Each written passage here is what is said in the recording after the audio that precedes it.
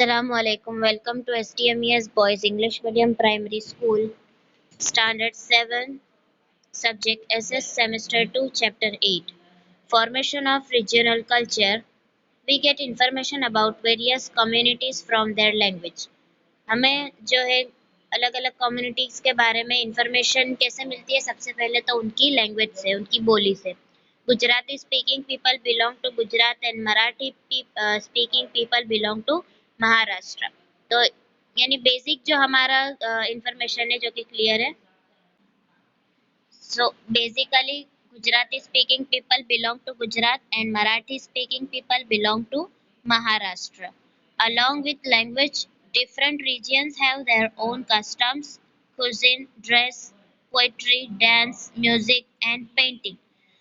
तो लैंग्वेज के साथ साथ सबकी अपनी अपनी संस्कृति होती है, उनके अपने अपने ड्रेस होते हैं, अपनी अपनी पोएम्स होती है, डांस होता है, अपना अपना म्यूजिक होता है, जैसे पंजाबी का भंगड़ा होता है, गुजराती का गरबा होता है, राइट? इसी तरह now in our country we also find local culture of different areas which we call indigenous culture.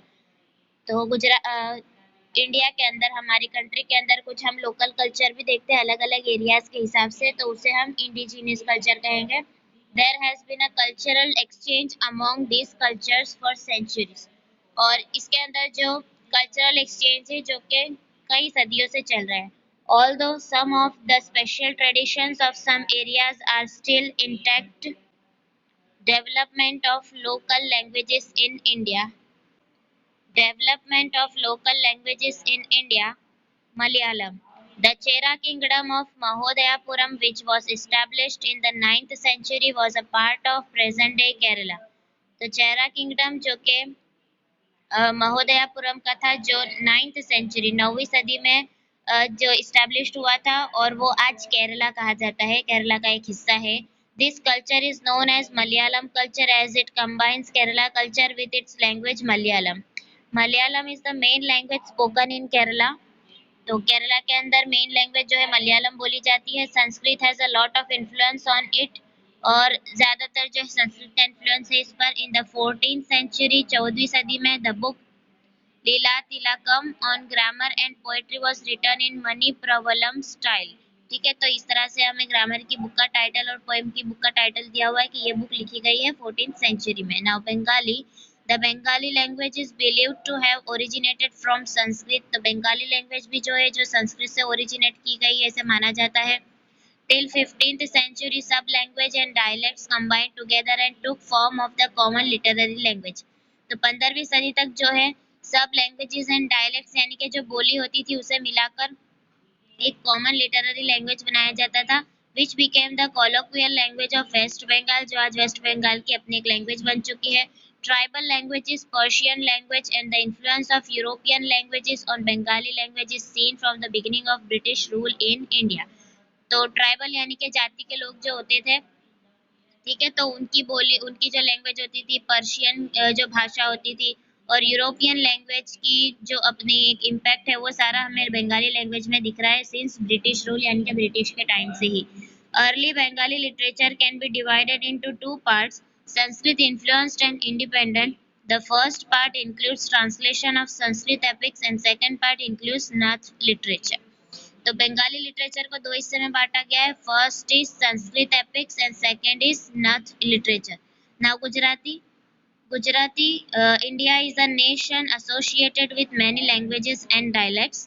In ancient times, languages like Sanskrit, Prakrit, Tamil were popular in India. तो इंडिया जो एक ऐसा देश है जो बहुत सारी लैंग्वेजेस और बोली यानी कि डायलेक्ट से एसोसिएटेड, जिसके अंदर पुराने एंशियंट टाइम के अंदर बहुत सारी लैंग्वेज जैसे कि संस्कृत, प्राकृत, तमिल जो कि इंडिया में बहुत पॉपुलर थी। Over a period of time many of the regional languages develop. The establishment of regional states gave impetus to the development of regional languages and many languages were evolve from Sanskrit as well as Tamil in south India.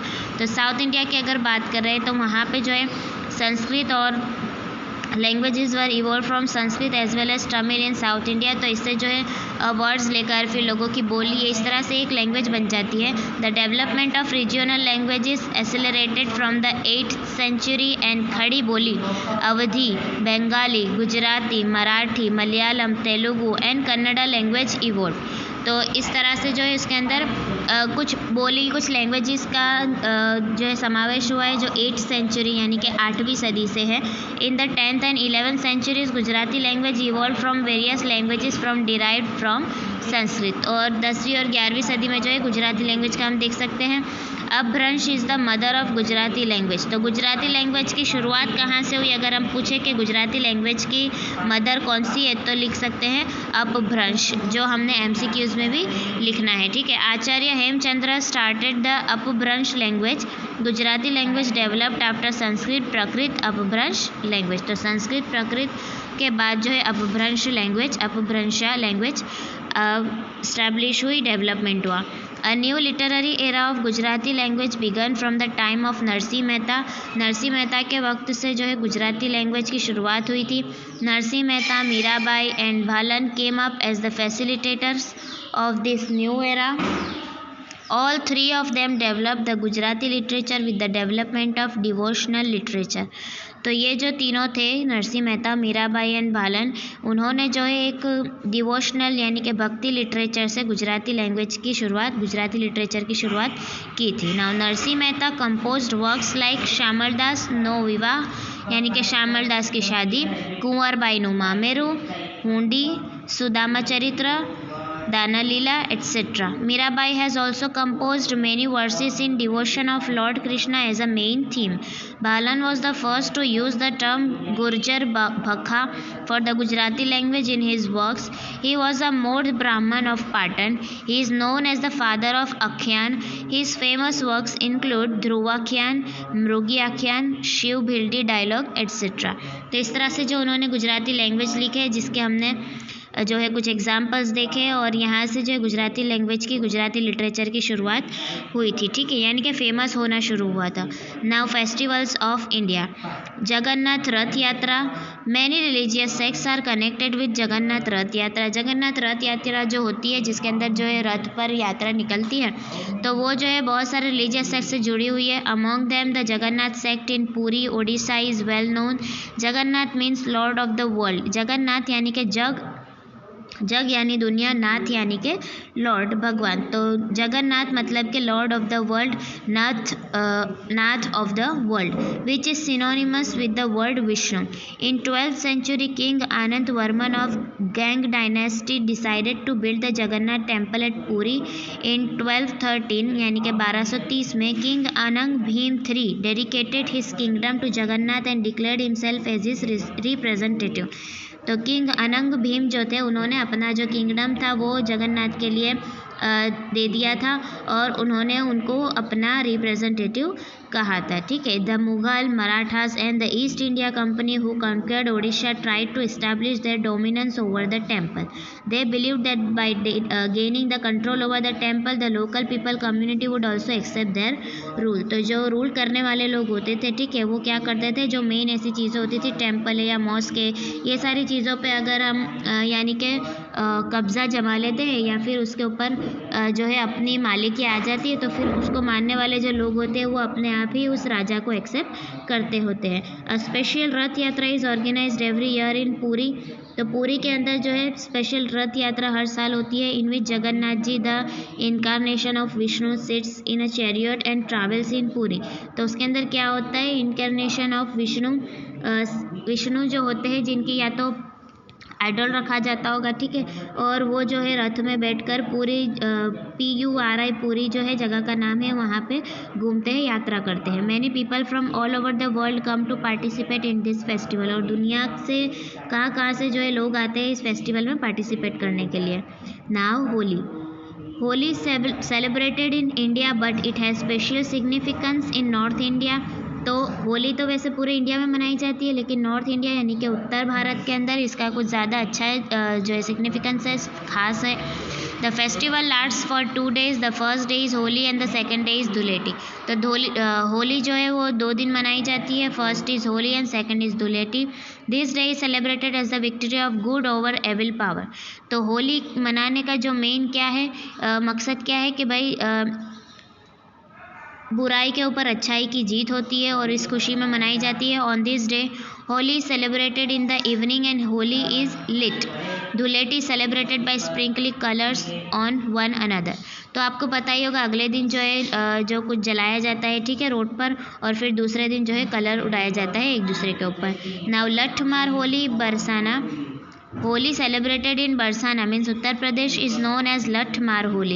Barsana is the birthplace of Radhaji. Here the men of Nandgam यानी कि Lord Krishna's land come to play Holi with the women of Barsana and try to hoist flag at Radhaji's temple. Men are greeted with latha thick sticks by women, hence this Holi is known as Latmar Holi.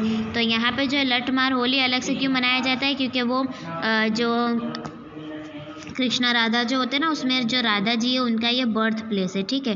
तो इसके अंदर क्या होता है कि नंदगाम के जो लोग होते हैं, यानी कि उस वक्त नंदगाम से कौन आए थे, लॉर्ड कृष्णा, ठीक है। तो उनकी ज़मीन है, उनकी ज़मीन से जो है लोग आते हैं खेलने के लिए, ठीक है, विद वुमन ऑफ बरसाना, और वो वहाँ पे राधा जी के टेम्पल पे जो है फ्लैग होइस्ट करने की कोशिश करते हैं। और यहाँ पे मैन यानी कि आदमियों को जो है लट्ठा दिया जाता है, यानी कि जाड़ी सी जो है स्टिक दी जाती है, मोटी सी लकड़ी दी जाती है, और इस तरह से वो लोग वहाँ पे लठ मार होली मनाते हैं।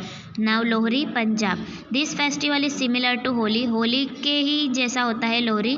This festival is celebrated by Sikh community on 13th January before Makar Sankranti. तो जब हम पतंग उड़ाते हैं ना, उसके अगले दिन जो है 13th January को लोहरी मनाया जाता है। They light a fire at night. रात को वो जो है आग जलाते हैं। Worship and circumambulate offering sweets in it. तो जो है आग जलाते हैं, उसकी पूजा करते हैं, उसके यानी कि अराउंड में जो है घूमते हैं और प्रे करते हैं, और फिर एक दूसरे को मिठाई बांटते हैं। The festival is also believe to symbolise the victory of light over darkness. तो ये जो फेस्टिवल मनाया जाता है ये भी ये है कि अंधेरे के ऊपर उजाले की जो है जीत होती है। This festival is joyfully celebrated by the Sikh community living in the surrounding areas of Punjab, Haryana and Delhi. तो ज़्यादातर जो पंजाबी पीपल होते हैं वो इसे मनाते हैं। Pongal. Pongal is the main festival of Tamil Nadu. Apart from Tamil Nadu the festival is also celebrated in Karnataka and Andhra Pradesh. Pongal is celebrated on the first day of Tamil month Thai means mid-January. On this day a sweet dish called Pongal is prepared. तो पोंगल जो है तमिलनाडु का main festival है, और तमिलनाडु के साथ साथ जो है कर्नाटक और आंध्र प्रदेश में भी मनाया जाता है। और तमिल मंथ जो थाई आता है यानी कि जनवरी के बीच के ही हिस्से में आता है, ठीक है। तो तब ये मनाया जाता है, और तब एक मीठी डिश बनाई जाती है, कुछ मीठा बनाया जाता है जिसका नाम होता है Pongal. So now in Tamil Pongal means to boil. Pongal यानी कि कुछ उबालना, ठीक है। Pongal is made by boiling rice. चावल को उबाला जाता है, मूंग दाल, milk and sugar in a pot. This dish is considered auspicious. और ये डिश जो है बहुत अच्छी और बहुत अलग मानी जाती है, ठीक है। तो पोंगल यानी कि उबालना। तो जब चावल की नई कटाई होती है ना, चावल का पाक उगता है, ठीक है, तो उस खुशी में भी बनाया जाता होगा। सो here is the name Onam. Onam is an important festival celebrated in Kerala. Kerala में मनाया जाता है Onam. Onam is a festival celebrated for 10 days in the first month of the Malayalam calendar. अब मलयालम कैलेंडर के शुरू के 10 दिन ये मनाया जाता है, जबकि हमारे यहाँ अगस्त और सितंबर होता है, ठीक है। Flower decorations, a variety of dishes, dancing, singing and boat races are the specialty of this festival.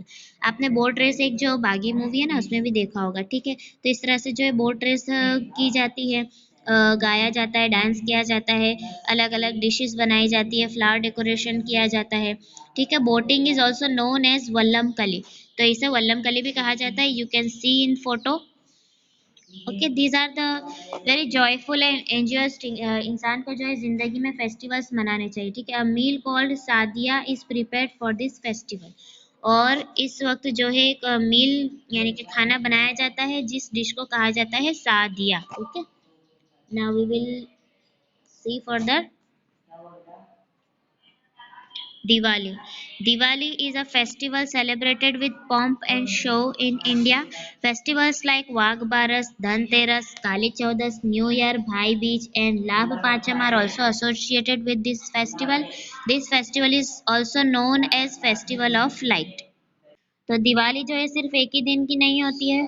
12वीं जो होती है तब से ही वो वाघ बारस, 13 हो तो धनतेरस, 14 डेट होती है तब काली चौदस, और 15वीं जो होती है होती है तब दिवाली, उसके बाद न्यू ईयर, भाई बीज, फिर लाभ पाचम, इस तरह से जो है सारे दिन मनाए जाते हैं।